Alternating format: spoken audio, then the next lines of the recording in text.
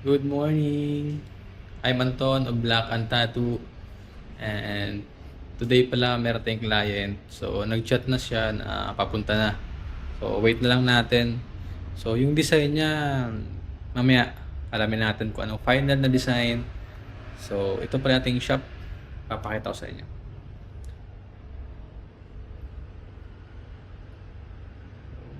Simple lang. Sa lahat ng magpapatato sa amin, meron na kaming free na aftercare kit. So, free siya sa lahat. So, kahit na minimalist or malaking design, makakatanggap kayo na ito.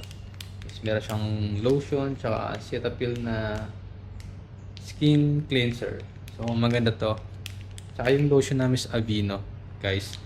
Isa to sa recommended ko na aftercare lotion. Aveeno. Kung meron kayong budget, pwede kayong bumili nito na mas malaki. Basta yung no fragrance, yun ang the best doon. So, ito sa lahat ng clients namin at sa mga future clients, so makakatanggap kayo na ito. Free po ito. And then, pupunta tayo sa kabila. Kunan natin yung iPad.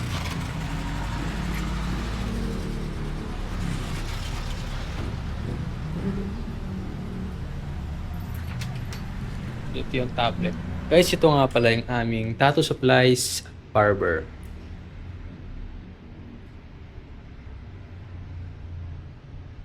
Diba? Sa mga gustong bumili ng tattoo supplies, guys, meron kami dito. Meron kaming needles. Ayan. Tattoo wipes. Black Dragon. Kirkland. Then gloves. At syempre, meron din kaming mga inks, colored inks, skin candy, at machine. Yun yung machine natin, guys.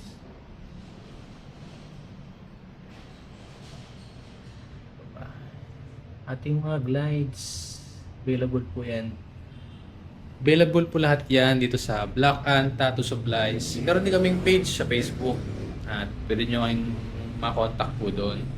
And then, online platform natin sa Shopee, sa TikTok, available po yung shop natin online. So, pwede nyo umorder doon.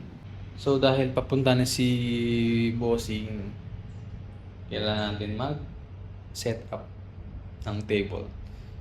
Kasi di ako nag-set up ng table hanggat walang confirmation.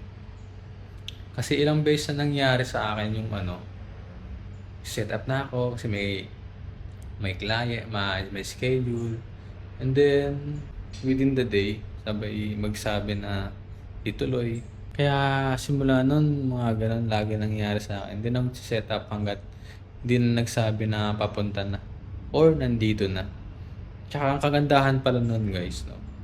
So, maganda yung mag-set up din tayo pag nandito na yung client sa harap nila para malaman nila na yung setup natin is talagang bago. Makikita nila mismo. Hindi yung pagdating nila naka-set up na okay naman yun para less yung oras na gagawin. Pero para sa akin, yun ang maganda. No? Makikita lang gaano tayo kalinis sa gamit. Diba? Disposable yung mga gamit natin. So, plus one yun sa client. No? Kailangan malinis. Pupunasan natin, makikita nila. Parang aware lang sila ba? Kasi hindi lang naman tayo basta magtatattoo lang, gagawa lang tattoo, and then okay na. Hindi ganun.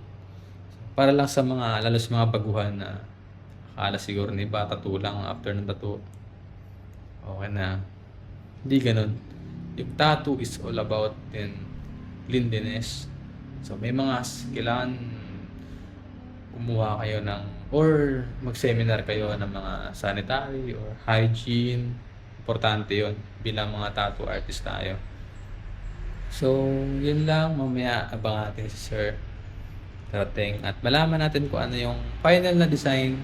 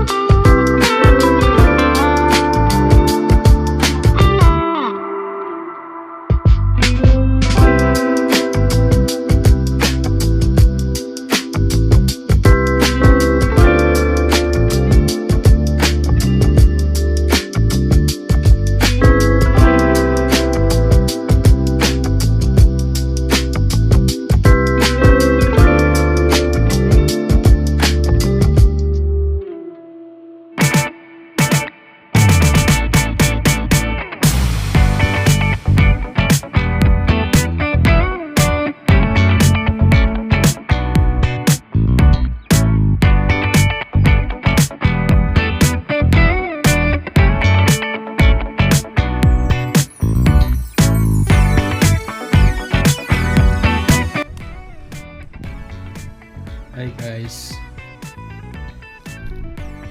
So kanina tapos na tayo magtato sa ating forearm yung po ng client natin.